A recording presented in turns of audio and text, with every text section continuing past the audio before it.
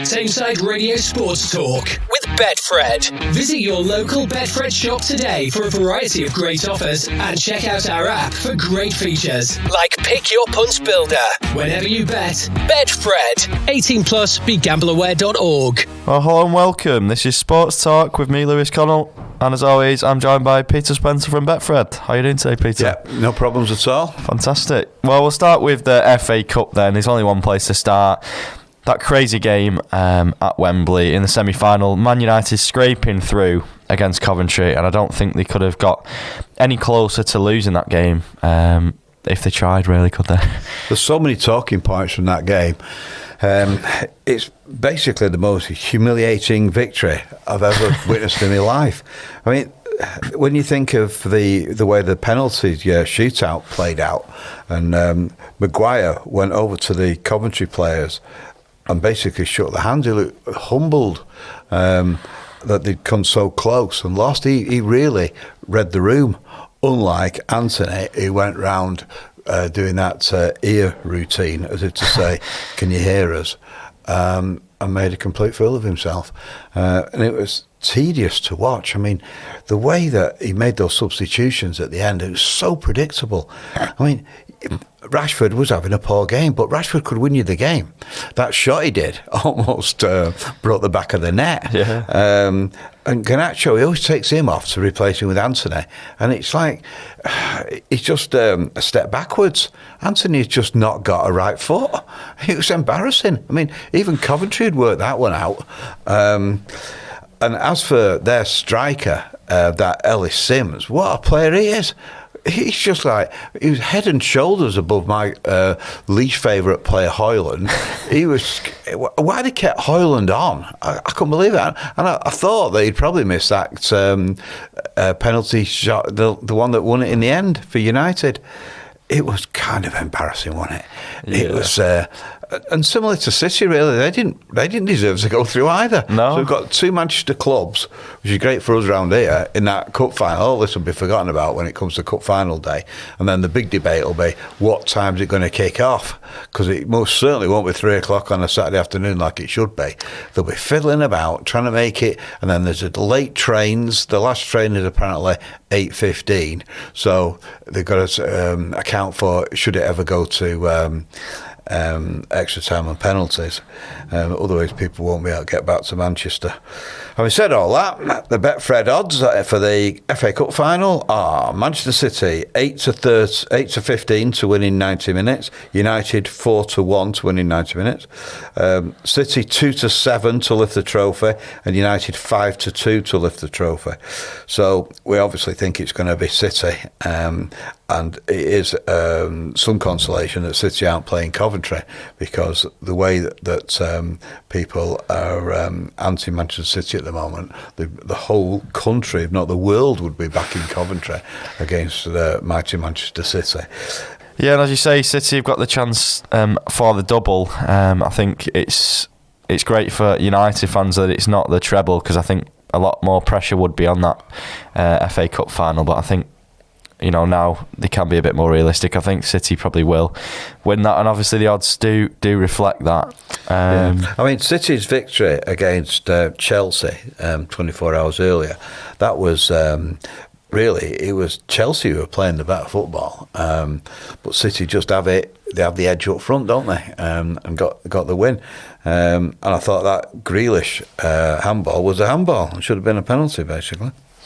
Yeah, I mean, I think the one that they gave on Wan-Bissaka was less of a penalty than the Grealish one. So there's just no sort of consistency, really, is there? Well, there was never going to be consistency, because it's where your arm starts, whether your arm moves towards the ball, whether it's a natural position. There's all these strange little rules that have come in, and this is what happens when you fiddle about with the rules. At the end of the day, they should have just left it alone, no VAR, no nothing, just relied on the referee, and then no doubt lambasted the referee afterwards, rather than lambast the referee and the VAR afterwards. So that Coventry goal, I mean, Mark Robbins, and I'll come to him in a minute, he said that if the player who played the cross in had cut his toenails, he would have been onside. Yeah. And it's so pathetic that we're talking about something like that. The referee had given the goal because everybody thought it was a goal. And in days gone by, before VAR, it would have been a goal. And it should have been a goal. But they have to do all that lot, and then they go back to the VAR, and then it's proved to be just offside, and therefore disallowed. So it was the right decision under the current rules. Mark Robbins, he's going to go down in history as a man who saved one United manager's job, Alex Ferguson, and has delayed the inevitable for the current manager. Yeah. I mean, that's how you see it then? You think it's all over now, even if he does win the FA Cup, which is looking unlikely anyway? Do you think he'll still be gone? Well, people want to blame the players, and I do to a great extent. But he brought in a fair few of those players, and he's determined that they come good. I mean, Højlund, Anthony, to name but two. And they're not doing very well. He also made Fernandes the captain. That was a mistake. He's flapping his arms around, not being a captain. Roy Keane was right when he said the team lacks character, and it does. It's nonsense that they should go from 3-0 up to drawing 3-3. It's absolutely crazy that professional footballers of that magnitude should throw away a lead like that. So they were just incredibly lucky to go through.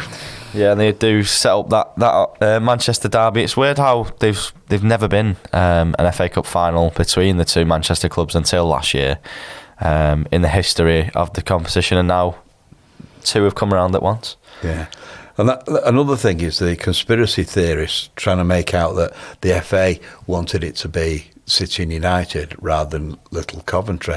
But I just don't buy into that. It would have been better if it would have been a David Goliath magic of the FA Cup type event, because football is a great leveller, and every now and then it cuts up a shock result, as almost happened in that second semi-final, which at the end of the day was fantastic entertainment.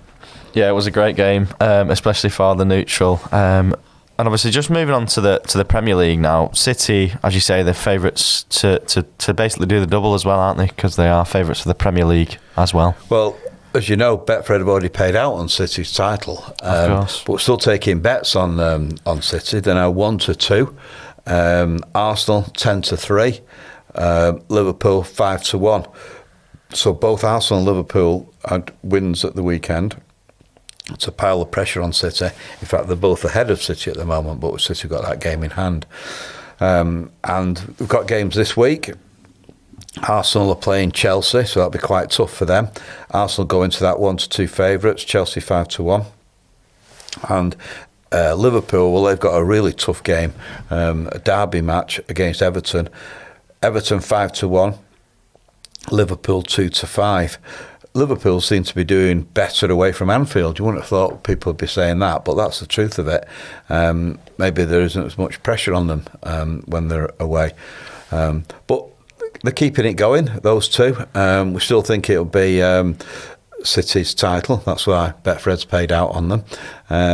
And it's building up nicely to a great finale at the end of the season. City's next match is against Brighton on Thursday, Brighton away. And naturally enough, City are 2-5 favourites to bet 3 points there.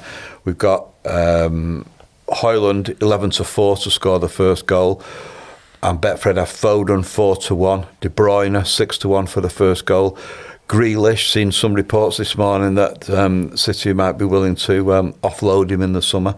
He's 8-1. Bernardo Silva could be his last season at City because there's lots and lots of interest abroad for him. Always been resisted by Pep Guardiola, 8-1. And then we had the Guardiola rant at the weekend when he was talking about how he thought that too many games, and he goes on the BBC and starts talking about how the matches should have been alternated. City should have played on Sunday, and United played their semi-final on Saturday. He's got a fair point with that, but he hasn't got a fair point when he talks about too many matches. The reason City have got too many matches is because they're a very, very successful football team, and it's down to him to alternate his squad and keep those players all fresh, because the like-for-like switches are clearly possible at any stage. And I tell you what, just you wait till the summer when City are off to Singapore or America or Australia or something. Let's hear about the energy-sapping trips that those players are going on, money-making operations. That's what they'll be going on. They won't be resting at home, will they, like he wants them to do. The club will be sending them off, money-making exercises all over the world.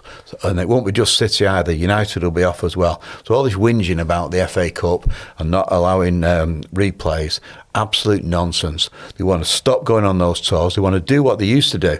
And City play against, it was Bury in those days, but a local club, and give them a boost. That's what they should be doing. Never mind going off to America and playing New York Cosmos or the like.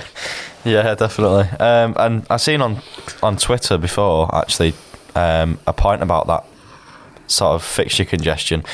Pep's not really used his squad to the best of his ability, I don't think, because he brought in that Mateus Nunes, for example, for 60-odd million in the summer. He's played 0 minutes across the last 2 games, whereas half his squad's played, 200 minutes? So it's a case of, you've had opportunities to swap your team around and you've not taken them. So, you're as much to blame as the way the fixtures are set out. Well, I've said before that City's bench would probably definitely hold its own in the Premier League. City's bench, the second team, if you like, they'd come 3rd or 4th in the Premier League. They're that good. Yeah. Starting from the keeper and the midfields and the supreme youth players that they've got coming through. They're just a great team. I mean, Alvarez and Haaland alternate, but not as much as you perhaps expect them to. No, obviously Alvarez did come in for that game, so he's rested Haaland in that sense. But just moving on to the top 4 race now, it's down to 2 clubs really now, isn't it? Spurs and Aston Villa. Yeah, you can say that again. Betfred have Aston Villa 1-3. What season they've had? Spurs 11-5 for the top 4 finish. They still got to play a key role in where the Premier League title ends up. Chelsea 200-1, Newcastle 250-1, and United have slipped out now to 300-1 for a top 4 finish. That is the issue for Ten Hag, that United are very, very unlikely now to get a top 4 finish, therefore very, very unlikely to get a Champions League place, because it looks like the 5th spot is going to go to Germany, and so that could be the final nail in the coffin for Ten Hag, the way it's looking at United at the moment, without any silverware but with the FA Cup to go. I'm not so sure even if winning the FA Cup will save him. No, I think maybe the decision is already made. Jim Ratcliffe looked very perplexed as to what he was watching at Wembley. So, well, they weren't the only one, was it? No, definitely not. And just moving on to relegation now, it's kind of opened up a little bit now, hasn't it? With not opened up. It's sort of moved away because Everton have got that victory against Forest, so they've pulled away. So it's kind of between 4 clubs now, would you say? Yeah, it is looking like that. That's what I mean when I said tightened. Nottingham Forest are right in there. See, they're bleating about the referees now. Just smacks of desperation when they start popping away at the referee. I mean, who else are they going to blame? Couldn't blame themselves, could they, for losing the game? No. The tactical performance of the manager. It's got to be the referee. He's obviously going to be the referee. Who else to blame but the fall guy, the referee? Anyway, Sheffield United 1-1,000 to be relegated, so they're doomed. Burnley, they're rallying a little bit again, 1-10. Luton, heavily defeated, 1-3. So we do think it'd be them 3 basically. But Nottingham Forest, they're 13-8. They're next up, and Everton, who beat Nottingham Forest, 19-2. So it looks like they're looking like they're safe now. But there's still a lot of football to play. There is. And I don't have any sympathy, like you say, for Nottingham Forest, because going back to a few years ago, they wouldn't even be in the Premier League if they didn't get a few decisions go their way in the playoff final against Huddersfield. Team close to my heart, went university there, still not let that one go. They were robbed of 2 clear penalties in that playoff final, and now it looks like Huddersfield are going to end up in League One, so don't have any sympathy there. But we'll move on to the Betfred Super League now. What are the outright odds looking like for the grand final following the weekend's action?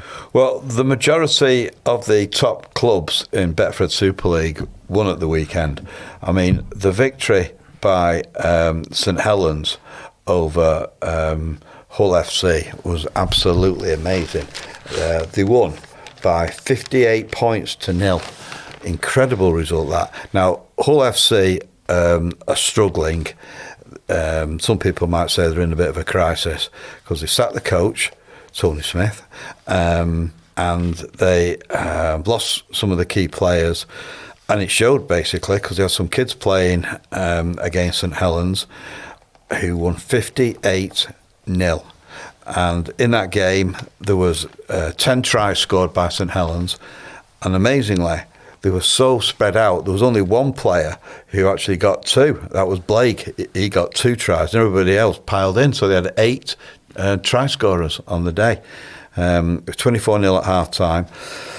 That meant that St Helens temporarily went top, but then Catalans went and won again at the weekend. So they beat Hull KR 36-6. So they went top again. Wigan Warriors, with that game in hand, they're on the same points as St Helens, and Warrington Wolves, they got a rocket at half-time from Sam Burgess, the coach, and pulled it round against Lee, even though I think they were losing at half-time. I'm pretty sure they were, they were 6-10, and they ended up winning 16-14.